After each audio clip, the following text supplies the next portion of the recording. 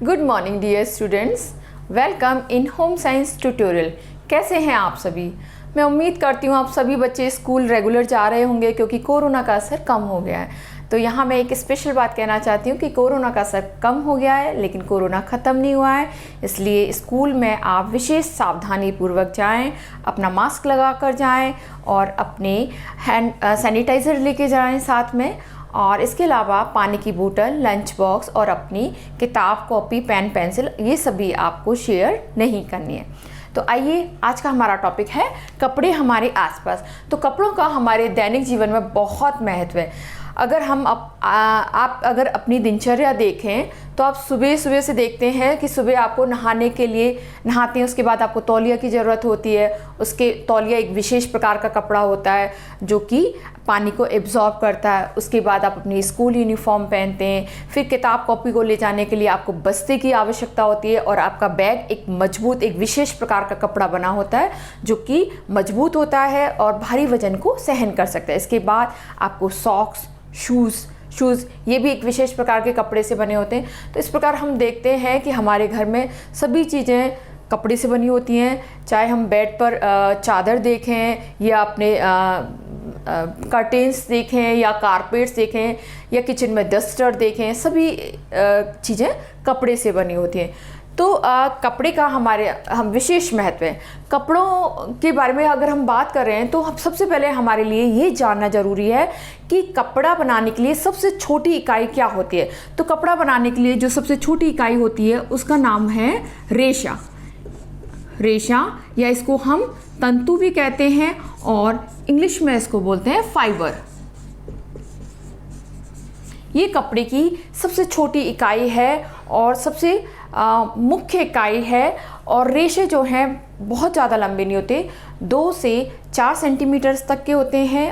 अगर हम इनकी ओरिजिनल फॉर्म में देखें तो ये उलझे हुए होते, छोटे छोटे होते हैं तंतु। तो इनको बोलते हैं रेशा और वस्त्र निर्माण की सबसे सूक्ष्मतम इकाई है। इसके बाद रेशों को मिलाया जाता है और कताई की प्रक्रिया होती है। जैसे कि गांधी जी चरखे पर कताई किया करते थे, तो इस तरह से रोविंग मशीन, आजकल काम मशीनों से हो रहा है, तो एक रोविंग मशीन आती है जो कि इन रेशों की कताई करने का काम करती है। और कताई करने के बाद जो धागा बनता है उसे हम कहते हैं सूत या इसको बोलते हैं यार्न।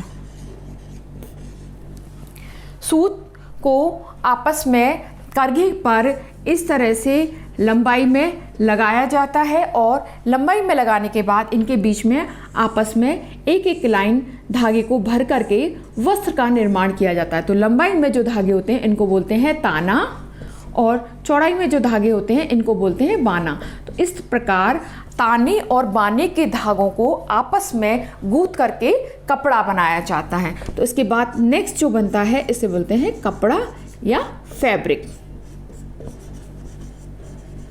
और इन सभी को सम्मिलित रूप से हम बोलते हैं कपड़ा उत्पाद। कपड़ा उत्पाद या इसको बोलते हैं टेक्सटाइल। तो मैं उम्मीद करती हूँ ये आपको समझ में आएगा। कपड़े के निर्माण की सबसे सूक्ष्मतम इकाई होती है रेशा, तंतु या इसको बोलते हैं फाइबर। और रेशों को क्लीन करके कॉम्बिंग की प्रक्रिया के द्वारा और इनको कताई करके हम सूत बनाते हैं, इसे यार्न बोलते हैं। और यार्न को आपस में लंबाई में और चौड़ाई में इनके आपस में गूंथ करके हम बनाते हैं कपड़ा। तो ये सब है बेसिक इकाई कपड़े के निर्माण की। अब इसके बाद हम आज का जो इम्पोर्टेंट टॉपिक है वो है वस्त्र उपयोगी रेशों का वर्गीकरण। ये देखेंगे तो वस्त्र उपयोगी रेशों को यदि हम मोटे तौर पर देखें तो वस्त्र उपयोगी रेशों को हम 3 वर्गों में बांट सकते हैं। पहला है प्राकृतिक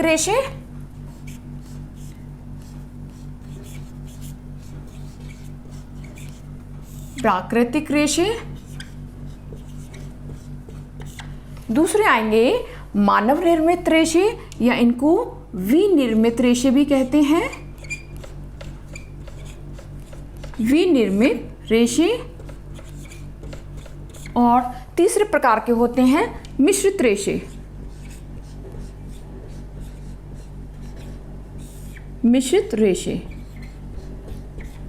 यदि हम इनके इंग्लिश के नेम्स देखें तो इनको बोलते हैं नेचुरल फाइबर,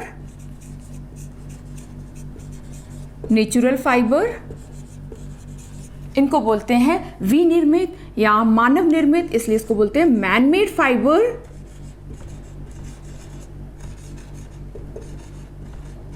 और इन्हें बोलते हैं मिक्स्ड फाइबर।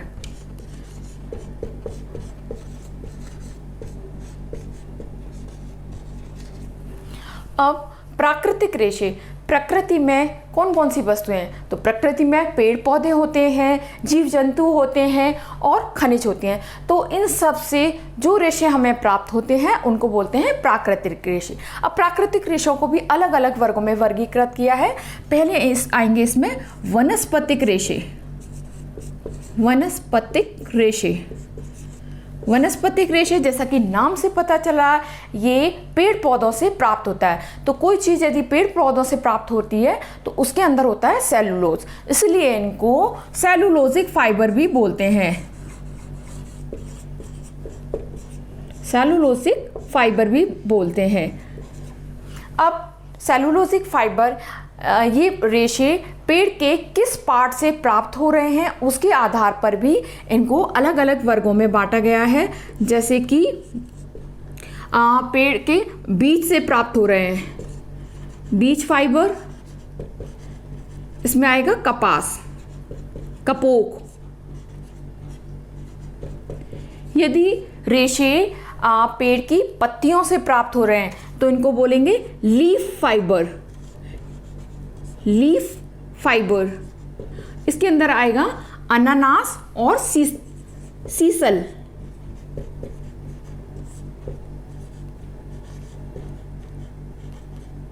यदि रेशे पेड़ के तने से प्राप्त हो रहे हैं तो इनको बोलते हैं बास्ट रेशे, बास्ट रेशे जो कि पेड़ के तने से प्राप्त होते हैं। तो जैसे कि इसका एग्जाम्पल होगा लिनन, हेम्प, ये दोनों प्रकार के रेशे पेड़ के तने से प्राप्त होते हैं। और लास्ट है नट हस्क रेशे, जो कि फल के चारों ओर जो फाइबर्स होते हैं उनसे ये रेशे प्राप्त होते हैं। जैसे कि नारियल के रेशे, तो नारियल के फल के चारों ओर जो रेशे हैं उनसे जो रेशे प्राप्त होते हैं तो इनका उपयोग गद्दों में, तकियों में भरने के लिए काम में लिया जाता है। तो नेचुरल रेशे के अंदर सबसे पहले हैं वनस्पतिक रेशे।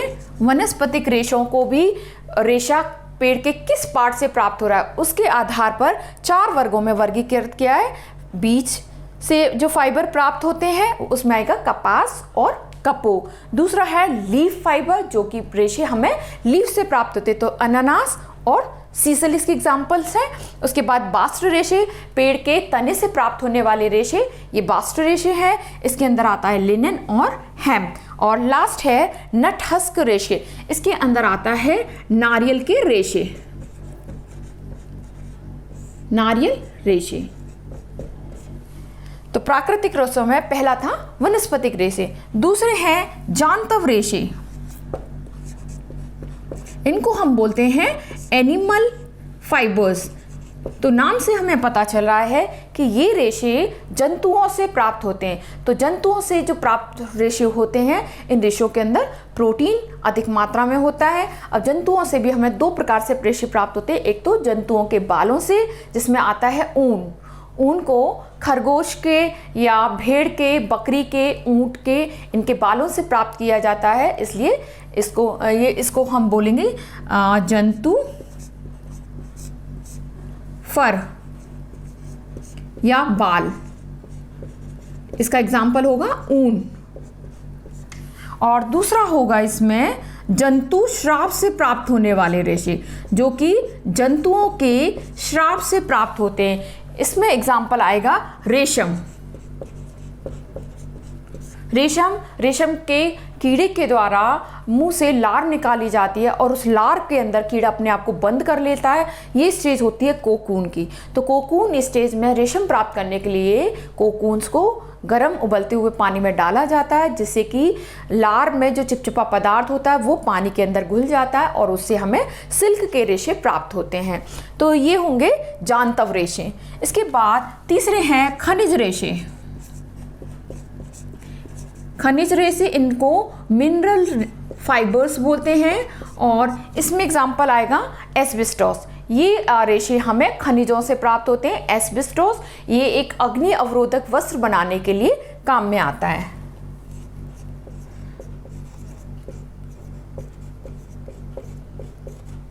और लास्ट है इसमें प्राकृतिक रबड़। प्राकृतिक रबड़, तो प्राकृतिक पेड़ों से हमें जो रबड़ प्राप्त होती है उसे भी हम टेक्सटाइल में यूज़ करते हैं और उससे सर्जिकल ग्लव्स, जो कि डॉक्टर्स ऑपरेशन के लिए काम में लेते हैं, हाथ में ग्लव्स पहनते हैं, तो वो सर्जिकल ग्लव्स बनाने के लिए प्राकृतिक रबड़ का इस्तेमाल किया जाता है। तो ये सभी थे नेचुरल फाइबर्स। और नेचुरल फाइबर्स 4 प्रकार के हैं: वनस्पतिक फाइबर, जांतव रेशे, खनिज रेशे और प्राकृतिक रबड़। अब इसके बाद हम अपने नेक्स्ट टॉपिक पर आते हैं, विनिर्मित रेशे, या इनको हम मानव निर्मित रेशे भी कहते हैं, मैन मेड फाइबर्स भी कहते हैं। विनिर्मित रेशे, जैसा कि नाम से पता चल रहा है कि ये रेशे मानव के द्वारा बनाए गए। सबसे पहला रेशा था रेयॉन, जो कि सन 1895 में बनाया गया था। और रेयॉन बनाने के लिए पेड़ की लुगदी और कुछ केमिकल्स को आपस में मिलाकर एक स्पेशल घोल बनाया गया और उस घोल को बारीक छेदों वाली छलनी, जिसको कि बोलते हैं स्पिनरेट, उसके अंदर से उच्च दाब पर निकाला गया। तो उससे वो घोल तंतु में धागों के रूप में परिवर्तित हो गया, जो कि सूखकर ठोस हो गए थे। तो इस तरह से मानव निर्मित रेशे बनाए गए। और बच्चों, ये बहुत इंपॉर्टेंट क्वेश्चन बनता है कि सबसे पहला मानव निर्मित रेशा कौन सा था? ये था रेयॉन, जो कि सन 1895 में बनाया गया। अब हम देखेंगे मानव निर्मित रेशों का वर्गीकरण। तो इसमें पहला आएगा पुनर्योजित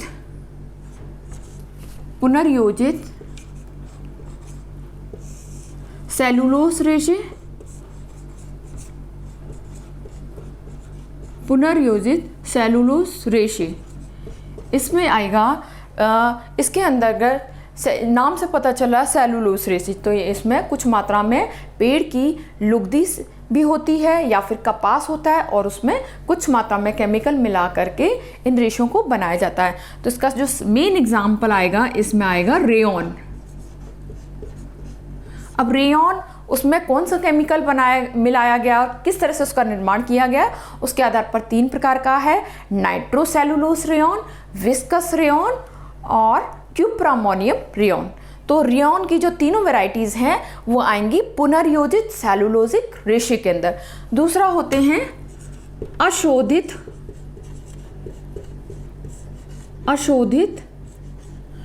सेलुलोज, अशोधित सेलुलोज रेशे।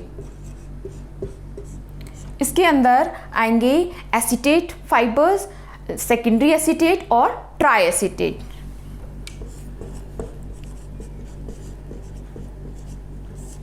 सेकेंडरी एसीटेट और ट्राई एसीटेट। अशोधित सेलुलोज, इसके अंदर भी कुछ मात्रा में पेड़ की लुगदी को इस्तेमाल किया जाता है। इसके बाद आएंगे प्रोटीन रेशे। इसमें एग्जाम्पल है अजलॉन।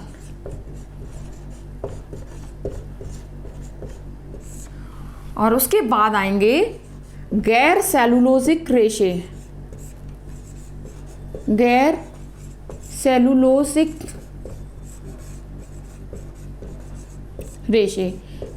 तो नाम से पता चल रहा है इन रेशों के अंदर पेड़ की लुगदी का इस्तेमाल बिल्कुल भी नहीं किया जाता। ये कम्प्लीटली केमिकल्स को विभिन्न अनुपातों में मिलाकर बनाए जाते हैं। तो ये पूर्ण रूप से, इनको हम सिंथेटिक फाइबर भी बोलते हैं, इनको हम बोलते हैं सिंथेटिक फाइबर। Synthetic fibres. और इसके एग्जाम्पल हैं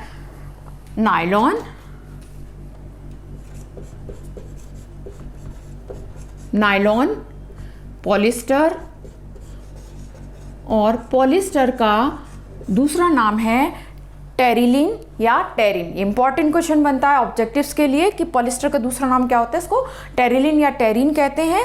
और एक्रिलिक, तो ये तीनों जो हैं एक्रिलिक, नायलॉन और पॉलिस्टर, ये तीनों हैं synthetic fibre, completely different chemicals को मिला करके बनाए गए हैं। Acrylic, this is called sister of wool, यानी कि इस फाइबर की जो प्रॉपर्टीज़ हैं वो ऊन के समान होती हैं, गर्माहट का गुण होता है, तो ये है एक्रिलिक। ये सभी हैं गैर सेलुलोजिक रेशे। इसके बाद इसमें आएगा खनिज रेशे। खनिज रेशे ये भी दो प्रकार के हैं, ग्लास और मेटेलिक्स।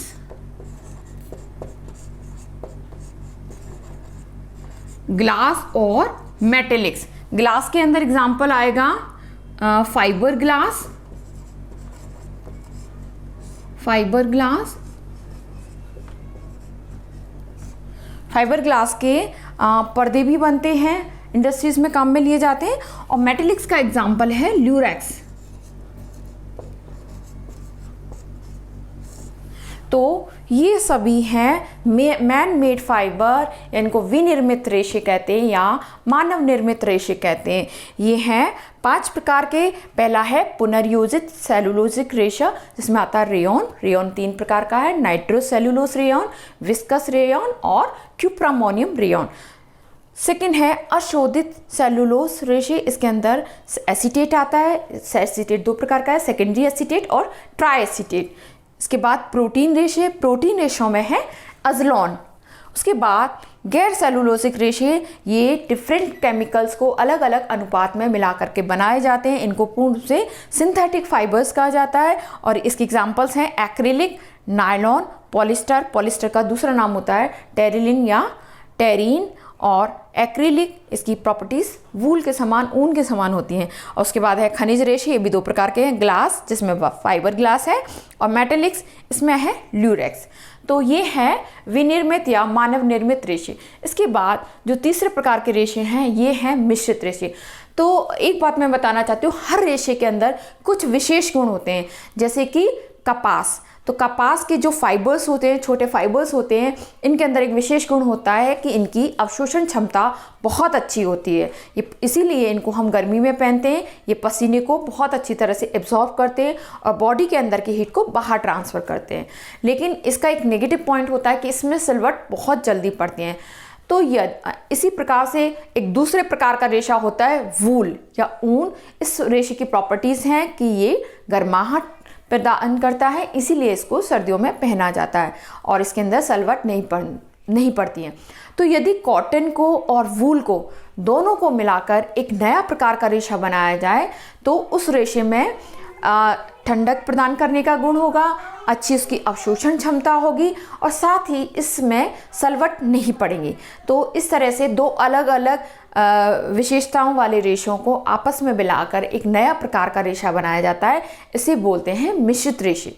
तो इसमें एक फाइबर होता है नेचुरल फाइबर और दूसरा फाइबर होता है मैन मेड फाइबर। इस प्रकार से नेचुरल फाइबर और मैन मेड फाइबर, इन दोनों को मिला करके जो रेशे बनाए जाते हैं इसको बोलते हैं मिश्रित रेशे। तो इसके मैं आपको 2 एग्जांपल बताती हूँ। कॉट्स वूल में कॉटन प्लस वूल, इसी तरह कॉटन सिल्क जिसमें कॉटन प्लस सिल्क। इस तरह से ये एग्जाम्पल है मिश्रित रेशों के। तो मैं उम्मीद करती हूँ आपको रेशों का ये जो वर्गीकरण है ये अच्छी तरह से समझ में आया होगा। अब लंबाई के आधार पर ये तो एक वर्गीकरण है जो कि रेशों की उत्पत्ति कहाँ से हो रही है या उद्भव कहाँ से हो रहा है उसके आधार पर। लंबाई के आधार पर रेशे 2 प्रकार के हैं, स्टेपल फाइबर और फिलामेंट फाइबर।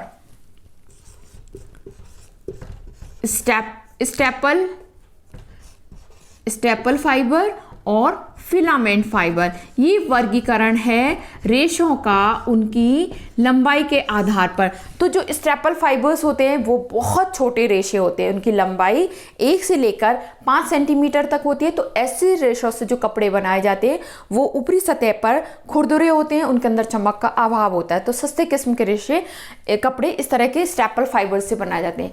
फिलामेंट फाइबर, ये फाइबर्स लंबे होते हैं। तो यदि लंबे रेशे से कपड़ा बनाया जाता है तो कपड़े की ऊपरी सतह जो होती है वो चिकनी होती है, चमकदार होती है। तो उच्च क्वालिटी के जो कपड़े हैं वो फिलामेंट फाइबर से बनाए जाते हैं।